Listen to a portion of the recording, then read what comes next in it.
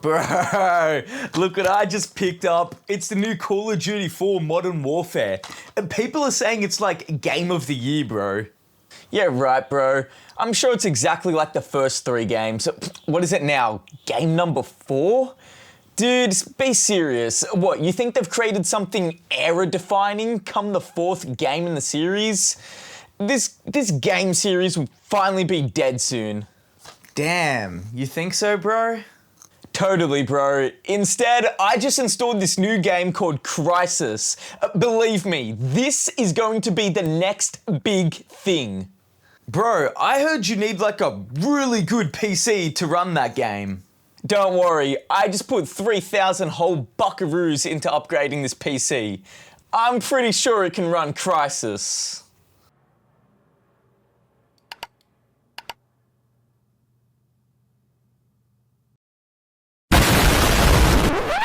...2007, the year you would wake up one morning to find your Xbox power light had turned from a boring lame green to a new slick-looking red. What the son of a bitch! The year your $2,000 gaming PC would burst into flames just because you tried to run Crysis. And the year your little cousin got teabagged in Halo 3 and has never quite been the same since. I love watching cute Japanese cute schoolgirls doing cute things. This makes me want to go type racial slurs on various social media platforms. But 2007 also marked the year that we would see the beginning and conclusions to some of the greatest stories told within gaming. So today, I'll be playing through and ranking every major FPS campaign that dropped in 2007, a year so majorly stacked that it makes most modern lineups look like Steam shovelware. Why would anyone want to simulate this?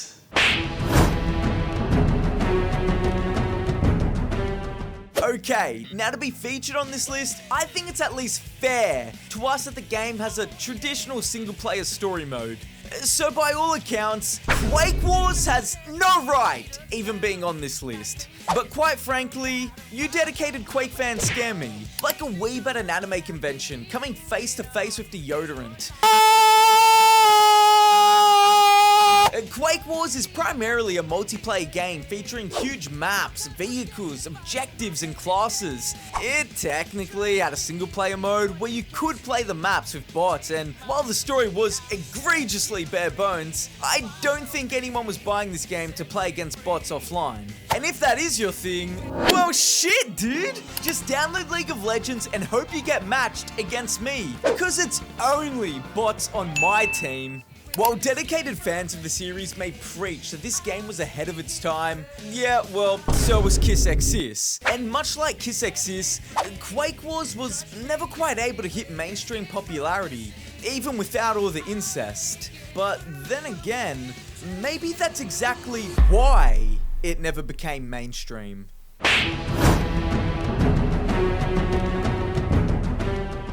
Yeah, just like Quake Wars, TF2 didn't even have a traditional campaign mode. So what the hell is it even doing here? Well, if Quake Wars is going to get a feature, then so is TF2. Yeah, my list, my rules. If you don't like it, then put down the okie dokies and make your own list. Okay, look, done. Can you just give me my okie dokies back now?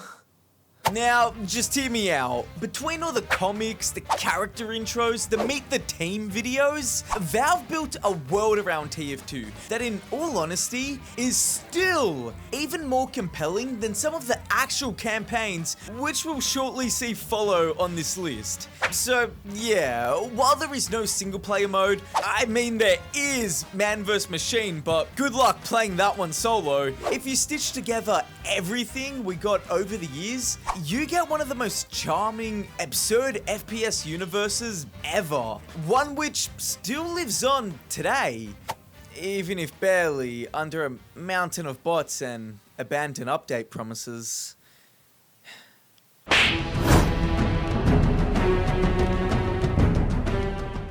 What if I told you there was a military FPS out there where you fought aliens, exposed government secrets, and tried to save America from a sci-fi disaster, and you remember nothing about it whatsoever? Yeah, I'm pretty sure I'd remember a game like that.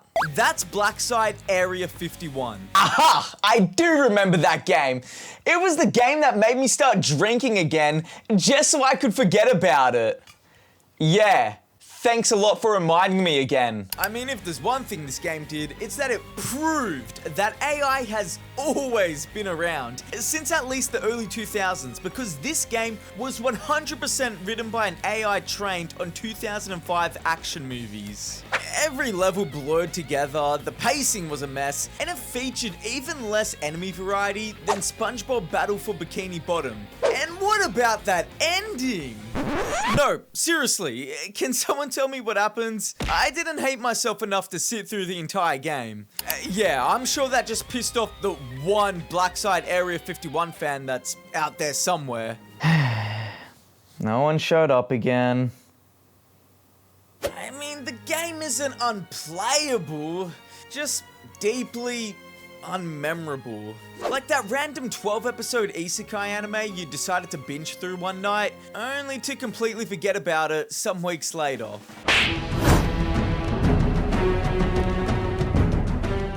Gameplay gimmicks are great. They add spice to a game's traditional gameplay loop, and when done right, are something you keep coming back for. It's something you can only get by playing that particular game or series. So when your entire gameplay gimmick is just adding a parachute to drop into missions and then calling it a day, even by 2007 standards, this was just so mediocre. While Medal of Honor Airborne was a respectful send-off to the franchise's World War II roots, its glaring flaws and mediocre gameplay stop it from being a World War II shooter that we remember as being one of the greats, like COD World at War or Hitler Hates Anime. Shallow level design which pretty much always funneled you into the same choke points no matter where you landed in the beginning, a campaign with zero narrative weight, no character development, no real commentary on the horrors or heroics of war. The game just boils down to jump out of plane, shoot Nazis, get a new gun, repeat. The game felt like it was stuck in 2004, just a couple years behind everything else coming out at the time. Again, it's not bad, just nothing that would keep you up at night. Like, say, a certain nuke in a certain other game from a certain other franchise that just so happens to be this series' main competitor.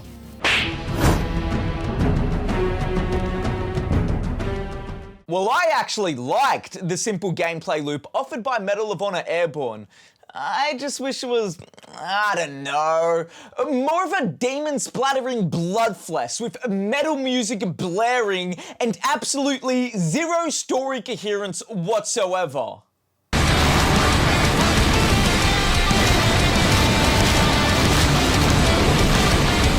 Well, now you've got my attention.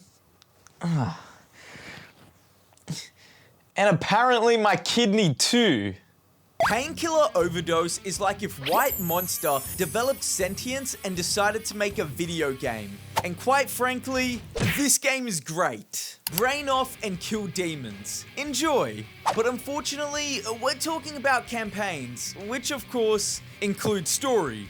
And in its defense, there's technically a story. Something about purgatory and betrayal, but it's kind of hard to grasp, you know, between all of the screaming skeletons and flying meatballs. The game is fun for what it is, but in terms of actual gameplay narrative or well-thought emotional beats, let's just say it ain't no Diary of a Wimpy Kid. Ah yes, peak fiction mentioned.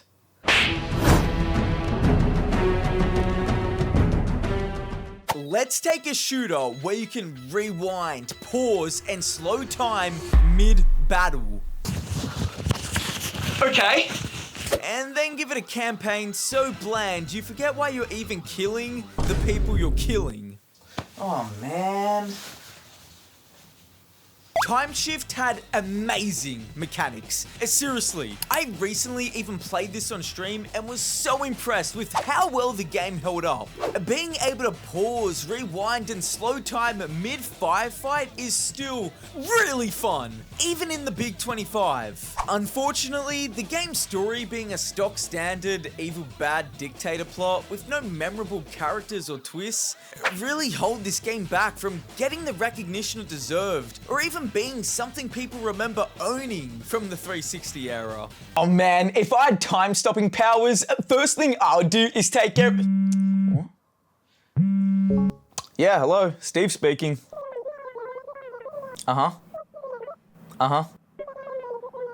Okay, thanks. My lawyer has kindly advised me not to finish that sentence.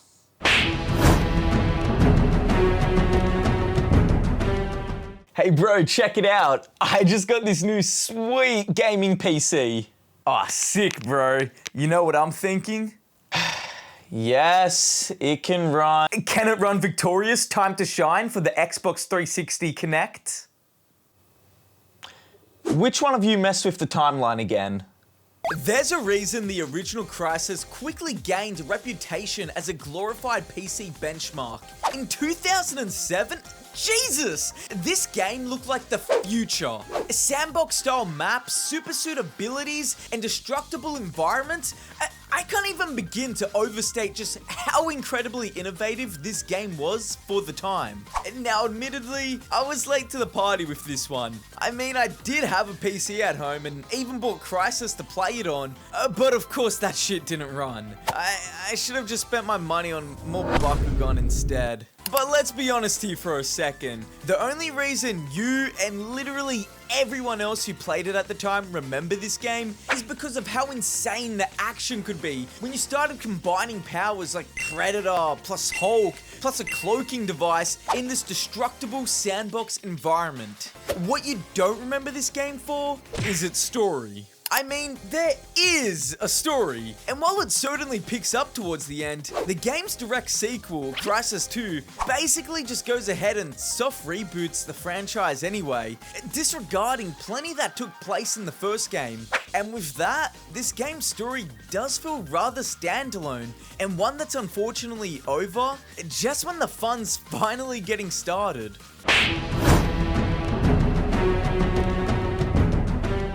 Imagine assembling a full squad of edgy horror anime protagonists. You know, the type of people to have one of these as their Discord profile picture. And then arming them with blood magic and then telling them, yeah, go wild. Clive Barker's Jericho is a complete mess. The gameplay is somehow even jankier than that weird Godfather 2 game we got. The AI is somehow even dumber than my League teammates. And the enemies? Well, unsurprisingly, they look like rejected designs from Silent Hill's abandoned stepbrother who's been vaping since the ripe age of 6. And yet, I love this game. This game is completely cursed, and I mean that in the most endearing way possible. The narrative, while certainly not the greatest, did admittedly leave more of an impression on me than any of the games we've talked about today so far. While I would say this game needs a remaster, like right now, I also feel like those unpolished Xbox 360 graphics adds to its janky, lovable charm.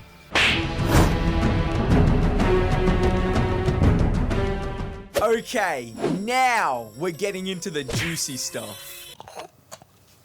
Well, it's about damn time.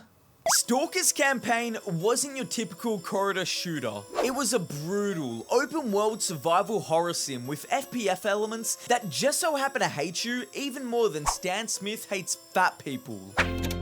Hey, Mr. and Mrs. Smith. Is Steve ready to walk to school? Oh, Debbie, look, this is my breakfast. But in 2007, Stalker was the king of vibes. And I'm not talking about some Samurai Champloo late night on Adult Swim listening to Najabas type vibes. No, I'm talking about pure survival. The story slowly unfolds as you explore the Chernobyl exclusion zone, in a game that's far more about discovery and atmosphere, rather than these scripted set pieces which we've grown far more accustomed to in the modern day. The zone was brutal, radioactive, and full of mutants that sound like my stomach after devouring 2 sloppy Steves. You're not the hero, you're just some guy named Marked One trying not to die from either radiation, mutants, or starvation. Sure, the game is rough around the edges, but for those who got immersed, it was truly an unforgettable experience.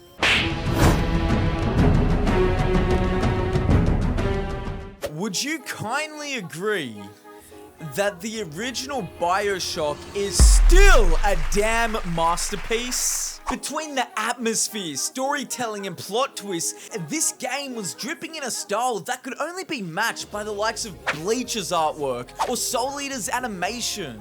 And you know you've got a good story on your hands when the setting itself is the story. Every inch of the underwater city of Rapture told a tale of a utopia gone wrong, and also a place where little girls casually harvest corpses. Sure, the combat was a little bit floaty, but just like in Clive Barker's Jericho, when a game gives you electro powers and a wrench and says, "Go nuts," you don't complain. No, you do not. And with what is still regarded as one of the most iconic plot twists in gaming history, I think it's safe to say that BioShock is an absolute classic. Man, I gotta replay the trilogy. And yes, that does include BioShock Infinite. I don't care what you say, I love that game.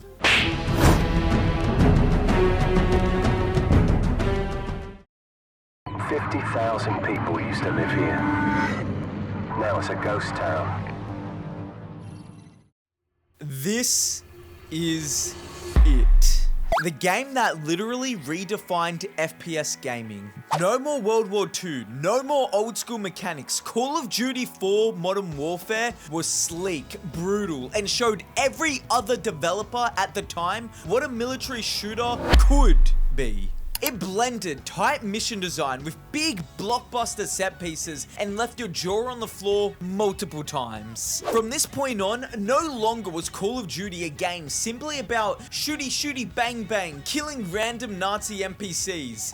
No, from this point onwards, we would now come to expect it to deliver us actual moments. With COD 4 giving us not 1, but 2 all-time memorable missions in Shock and Awe and All Gillied Up. And now, I had this game on the Wii growing up, and so playing this game with motion controls would be how I first ever experienced this game before I'd wound up getting it some years later on the 360. But hey, as a 9-year-old coming from the PlayStation 2 and Nintendo DS, I'd be lying if I said that I didn't find shooting and aiming in this game with the Wii motion controls to actually be a whole lot of fun. COD 4 changed the industry. It rewrote the rulebook. It became the bar.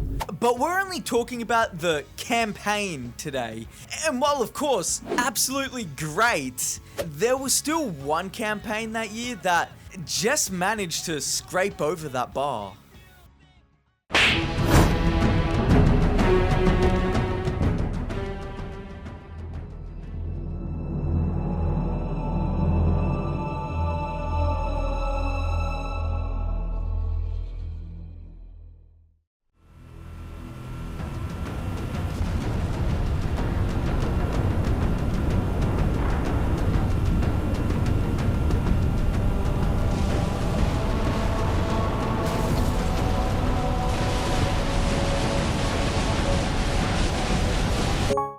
You knew this was coming.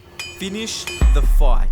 I already knew when playing through this game for the first time that this was something special.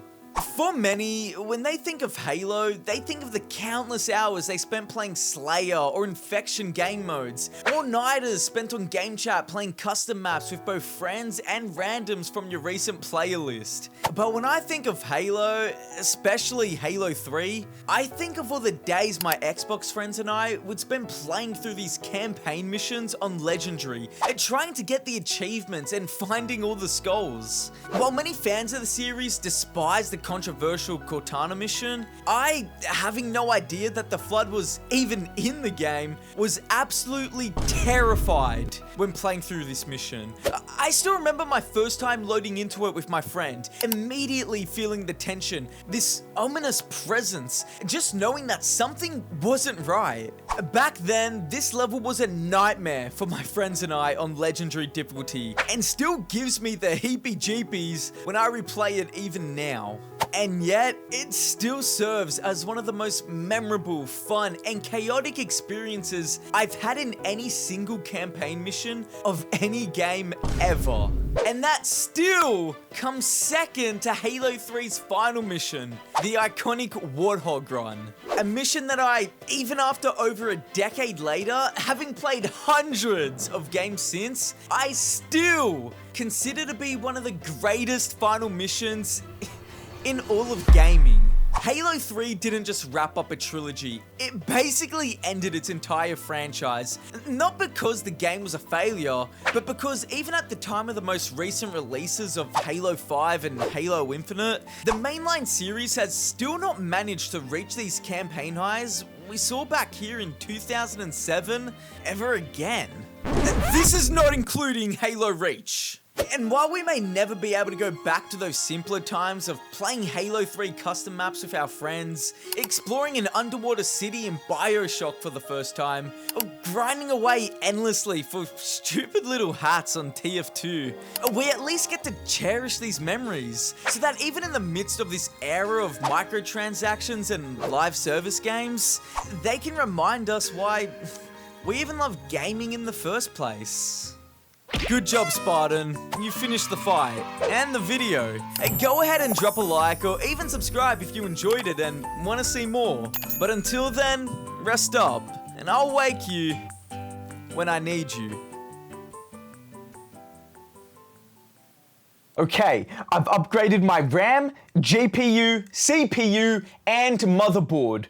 Surely, it can run Crysis now. Yes! Yes! It's working!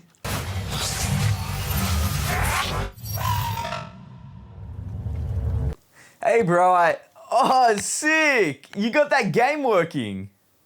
On my way. Did anyone hit the LZ? Yeah bro, look how mad the game looks.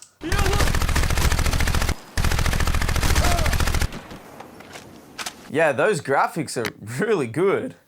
Yeah, I know, right? These graphics, incredible. We spotted KPA patrols down on the beach. The graphics are so good.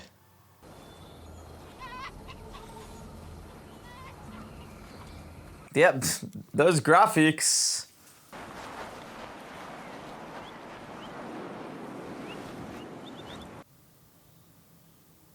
You want to play some COD 4, bro?